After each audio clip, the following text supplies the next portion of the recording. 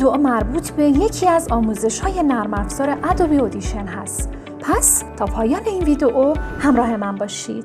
یک بار با هم به ترک دیالوگ گوش میدیم. با انتخاب سولو فقط ترک‌های این لایه پخش میشن. There are so many veterans out there. If you took each veteran individually and helped them get a job, that process doesn't scale.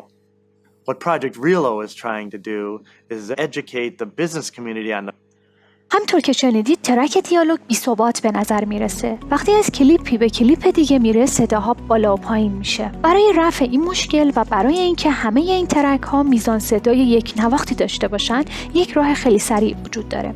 یک فضای خالی دابل کلیک میکنم که تمام ترک های من انتخاب بشه. در منوی کلیپ گزینه مچ کلیپ لودنس رو میزنم. اینجا چند گزینه برای مدل تنظیم بلندی صدا در اختیار داریم. گزینه‌ای که بیشتر باهاش آشنایی دارین پیک امپلیتوده. این گزینه یه جورای کلیپ رو به حالت معمول برمیگردونه، یعنی بالاترین نوک‌های موج رو پیدا میکنه و به یک میزان خاص تنظیم میکنه. گزینه اول ITU-RBS هست که این گزینه بلندی‌های غیر فعال رو پیدا میکنه و نتیجه باثبات دری داره. قسمت تارگت لودنس رو بذارید روی -24 و تولرنس هم 0 در نظر بگیرید.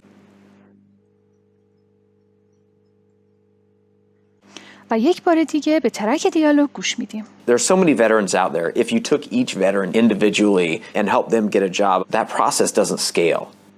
What Project Realo is trying to do is educate the business community on the